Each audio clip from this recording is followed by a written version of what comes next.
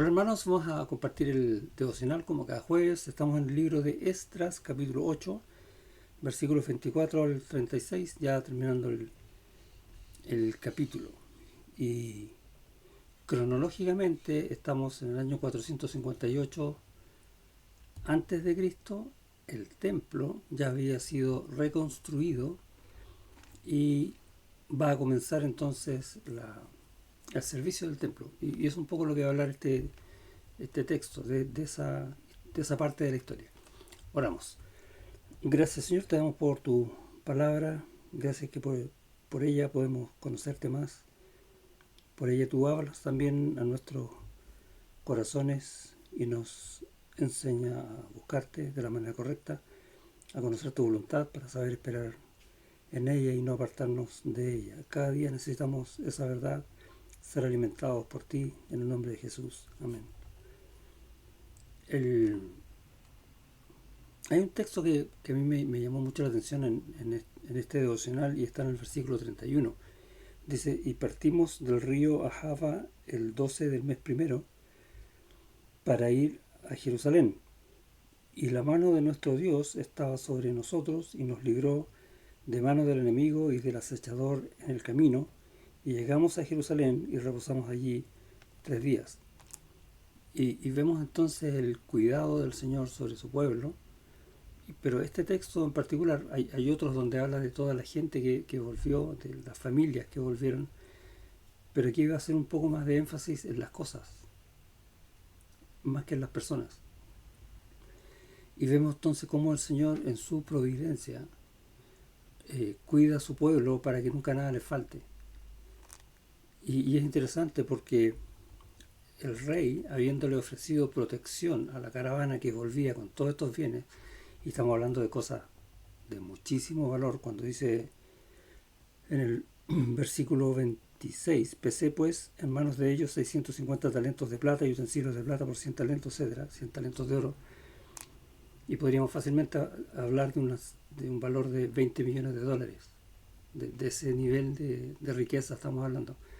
Entonces uno podría haber dicho, bueno, fácilmente podrían haberlos asaltado. Y sí, porque probablemente en ese camino asaltaban a muchas caravanas.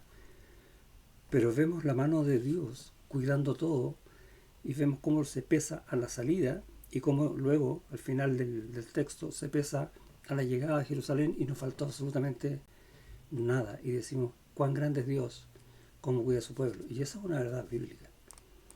Pero el punto es el siguiente, que el rey, habiéndole ofrecido guardia a la caravana, Esdras le dice que no es necesario.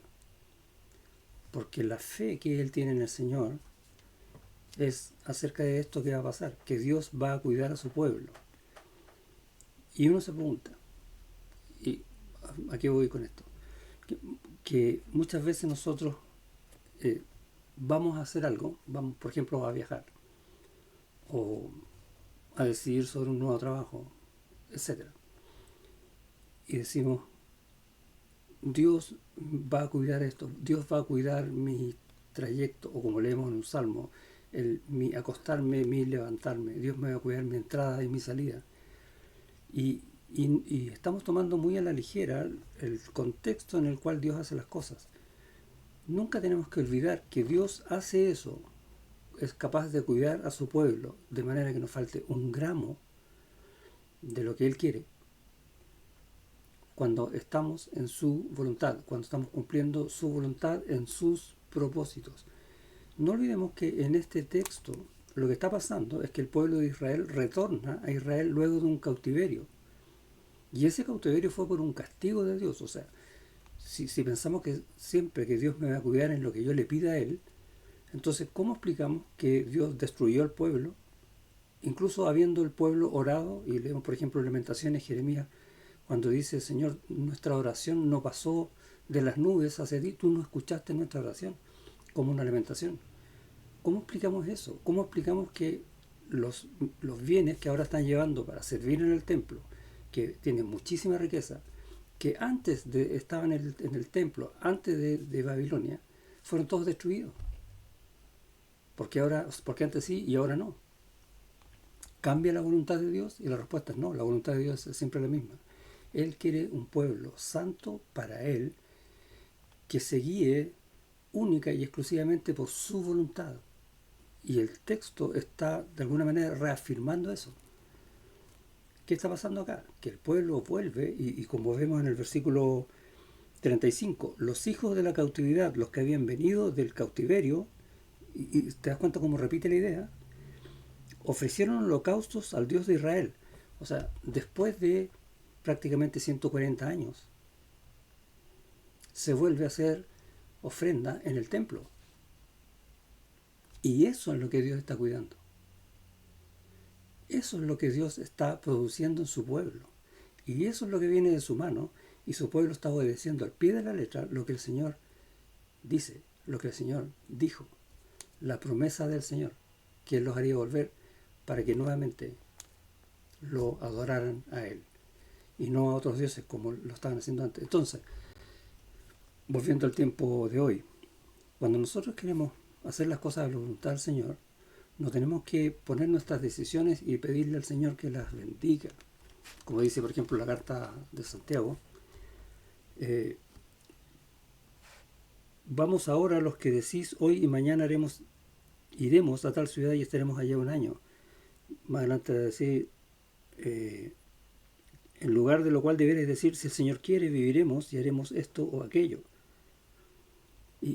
Y en un sentido, tenemos que cuidar no solo la idea de que si Dios quiere, Él va a permitir que hagamos o no alguna otra cosa, sino que va más allá aún, que todas las cosas que nosotros decidamos tengamos tal cuidado de no hacerlas en nuestra voluntad, de no guiarnos por nuestra soberbia para jactarnos de cómo nosotros siendo, mira lo que voy a decir, jactarnos de cómo nosotros siendo hijos del Señor, siempre vamos a ser bendecidos por el Señor. No es así. El Señor va a bendecir lo que está en su voluntad. Dice después Santiago, pero ahora os jactáis en vuestras soberbias, toda jactancia semejante es mala. Y fue lo que le pasó al pueblo de Israel, por eso fue destruido el templo. Y ahora que ellos se vuelven al Señor, siguiendo toda la verdad de Dios, cumpliendo al pie de la letra lo que el Señor dijo, Dios lo va a bendecir cuidando cada gramo, que no pierdan nada de riqueza. Y nuevamente el énfasis aquí en lo material, aunque en rigor el trasfondo de todo es lo espiritual. Cuando tú te apegas a la voluntad de Dios, que está escrita en su palabra, no es algo que nosotros no sepamos, busquemos en su palabra la voluntad del Señor, oremos al Señor para aferrarnos a Él de tal manera de hacer siempre su voluntad y no otra cosa, y pedirle al Señor en oración, cuida que mi corazón no se desvíe hacia mi voluntad, que sea distinta a la tuya. Entonces la bendición del Señor está asegurada. Y eso enseña este texto. Y es un buen consuelo en un sentido y también una advertencia en otro sentido. El Señor los bendiga.